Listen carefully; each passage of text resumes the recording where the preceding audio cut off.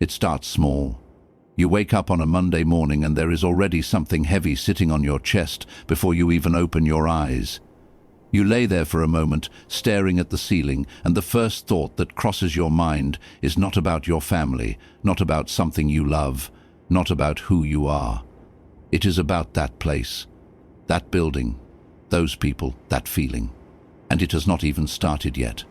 The day has not begun and it has already taken something from you. You go through the motion, shower, coffee, drive, and the whole time there is this low, quiet dread running underneath everything like a current you can't turn off. You sit at your desk and something inside you just dims, like a light that flickers but never fully goes out. It follows you home. It sits at the dinner table with you. It climbs into bed next to you at night. You try to be present with the people you love and you are physically there, but mentally you are still in that office, replaying that conversation, rehearsing what you should have said, dreading what tomorrow will look like. You stop talking about certain things because you are tired of hearing yourself complain. You start to feel like you are becoming someone smaller, quieter, more guarded, less like yourself. And the worst part is not the job itself. The worst part is that it is starting to take up space inside your head that used to belong to you. If that sounds familiar, I want you to hear this clearly. You are not weak. You are not dramatic. And you are not imagining this. A bad job does not stay at work. It leaks into every corner of your life, and feeling the weight of that is not a personal failure. It is a human response to a genuinely difficult situation. And before we go any further, I want to address something. There will always be someone ready to tell you to just quit, just walk away, just leave, and maybe one day you will. But right now, maybe you can't, not cleanly, not yet. Maybe you have bills that don't care about your mental health. Maybe you have a family depending on that paycheck. Maybe your visa is tied to that position. Maybe you are between options and the timing is not right. Staying does not make you a coward. Staying while you figure it out is sometimes the most strategic thing you can do. The goal right now is not escape. The goal is survival without losing yourself in the process. So let's reframe this. This is not about staying positive. Positive thinking in a toxic environment is just denial with better PR. This is about something harder and more real. It is about learning to protect the part of you that the job cannot touch. Your clarity, your sense of self, the way you see the world when no one at work is defining it for you. That is what we are protecting. And these 9 moves are how you do it. The first move is to stop making the job the main character of your inner world. Most people in a job they hate spend enormous mental energy analyzing it. Why is this happening? What does my boss think of me? Is this fair? Does anyone notice? And the problem is not that you are thinking about it. The problem is that you are giving it the lead role in your head. Every thought becomes about them. Every emotion becomes about there. You are not just working at that job. You are living inside it. The move is to consciously demote it. Treat it like a task, not an identity. It pays you. That is its function. It does not get your full emotional investment on top of that. The second move is to stop expecting the system to be fair, because it was never designed to be. This is where most people lose themselves waiting for logic that is never coming. You work harder and someone else gets credit. You stay quiet and someone louder gets promoted. You follow every rule and still get treated like you are not enough. That is not a reflection of you. That is the system working exactly as it was built to work, rewarding visibility, not merit. Rewarding politics, not performance. Once you understand that, you stop taking it personally. You are not failing. You are playing a game where the rules were not written in your favor. Knowing that does not fix it, but it stops you from internalizing it.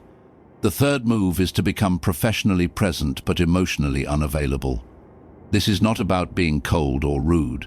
It is about being selective with what you let in. Your co-workers can have your attention. They cannot have your peace. Your manager can have your output. They cannot have your sense of self-worth. You show up, you do the work, you stay professional. But when the gossip starts, when the dysfunction starts, when someone tries to pull you into the drama of the day, you practice stepping back inside yourself. You are not disconnected. You are protected. The fourth move is to learn to recognize fake urgency and refuse to be ruled by it. In almost every dysfunctional workplace, everything feels like a crisis. Every email is urgent. Every meeting is essential. Every deadline feels like a test of your loyalty. But most of it is noise.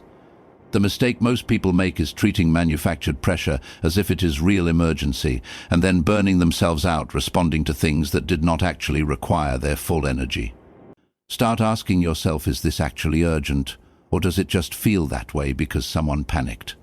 The cost is not just time. The cost is your nervous system, your focus, and your ability to think clearly. The fifth move is to document everything, quietly and consistently. This is not paranoia. This is protection. In environments that are broken, memory gets selective and accountability gets slippery. Decisions get made verbally, commitments get forgotten, blame gets redirected. The move is simple: keep records. Write things down. Follow up conversations with emails that summarize what was said. Not aggressively, not obviously, just consistently. You are not imagining this. People in dysfunctional systems do rewrite history, and having documentation means you do not have to depend on anyone else's version of events. The sixth move is to stop tying your identity to your performance at a place that does not see you clearly. When the environment is broken, your results there are not an accurate measure of who you are. You cannot get a true read of your own value from a distorted mirror. Yet most people do exactly that. They let a bad review from a bad manager make them feel like a bad person. They let being overlooked make them feel invisible. They let the job's judgment become their self-judgment. The move is to separate those two things. What happens there is happening there. It says something about that place. It does not say something about you.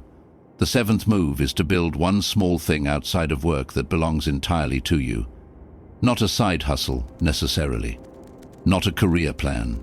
Just something, a skill, a project, a practice that has nothing to do with that job and everything to do with who you are when you are not performing for anyone. This matters more than it sounds. Because when you spend 40 or 50 hours a week in an environment that diminishes you, you need a counterweight. Something that reminds you that you are capable, creative, and whole. Something the job cannot touch and cannot take. The eighth move is to reduce the emotional access that certain people have to your inner state. In every workplace, there are people who drain you, the ones who bring chaos to every interaction, who make everything about them, who leave you feeling worse after every conversation. You cannot always avoid them, but you can limit how deeply they reach you. You can respond without absorbing. You can listen without being destabilized.